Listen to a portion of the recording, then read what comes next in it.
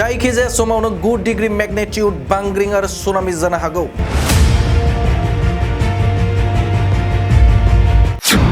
प्रशांत लैथोआ दा खैफोदाव नामा? मुलुगनि गिदिर गिदिर खौरां बिजोंफोरा दिनैनि समाव मोनसे सोमोनांथाव खौरां फोसावगासिनो। जाय खौरांखौ खोनायोब्ला नोंथाङा सोमोनांगोन। लैथोनि गाहाय थालायाव जादों मोनसे सोमोनांथाव जाथाय। प्रशांत लैथोनि गाहायाव मोनसे सोमोनांथाव जाथाय सोमजिदों। जाय जाथायखौ लानानै मुलुगनि गोबां बिगियानगिरिफोरा सोमोनांदों आरो आगोर मोनाखै।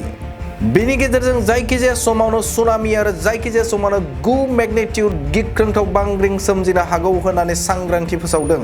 लैथोनि गाहाय थालायाव मोनसे गब्लंआव हाखरनिफ्राय गिख्रंथाव सोदोब सोमजिदों आरो अरगें बेफ्रुना लाभा ओंखारनाय बायदि बायदि गेस गुनद्रासाफ्रा ओंखारनायखौ नुनो मोन्दों। बिनि बिदुङा लैथो सिंनि दैनिख्रुइ 9 डिग्री बांसिन। थामहिनबा लैथो सिंनि दैया गुसुब्लाबो बेनिख्रुइ 9 डिग्री बांसिन बिदुङाव मोननाय जादों।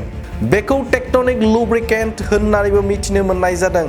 फोरमायनाय बायदिब्ला लैथोनि गाहायसिन थालायाव थानाय मोननै टेक्टनिक प्लेटआ लिक जादों। जायनि जाउनाव बेबादि जाथाया सोमजिदों। बे गंनै प्लेटनि मुङानो जाबाय नर्थ आमेरिका प्लेट आरो जुआन डी फुका प्लेट। वाशिंटन मुलुगसोलोंसालिनिफ्राय गुनगोनां नायबिजिरगिरिफोरा नायबिजिरनानै बेखौ केमेरायाव सेबखांनाय जायो। बेनिफ्राय जायखिजाया समावनो सुनामि आरो 9 डिग्री मैग्नेट्यूड बांग्रिं मावनो हागौ होननानै सांग्रांथि फोसावदों।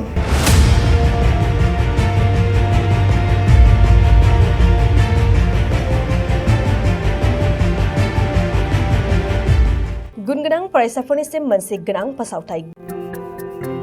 गुबुन गुबुन डिप्ल'मा, इन्जिनियारिं, डिजाइनार आरो PhD डिग्रीफोरनि थाखाय क'क्राझार CITआव एडमिशननि अनलाइन रेजिस्ट्रेशन खालामनाया जागायबाय। गुबुन गुबुन आयदानि डिप्ल'माजों लोगोसेयै bachelor of technology, bachelor of design, master of technology, master of design आरो डक्टर अफ फिल'सफिनि डिग्री खालामनो हागोन। मे दाननि 15 खालारावनो अनलाइन रेजिस्ट्रेशनआ थुंगेगोन। जुन दाननि 8 खालाराव एडमिशननि एन्ट्रेन्स आनजाद लानाय जागोन। आरो जुन दाननि 25 खालाराव PhDनि एन्ट्रेन्स आनजादखौ लागोन। अनलाइन रेजिस्ट्रेशनखौ नोंथांमोना दिनैनिफ्रायनो www.admission.cit.ac.in आव खालामनो हागोन। आबुं मिन्थिनो थाखाय 7086187124 जानबुं अनजिमायाव जगाजग खालामनो हागोन।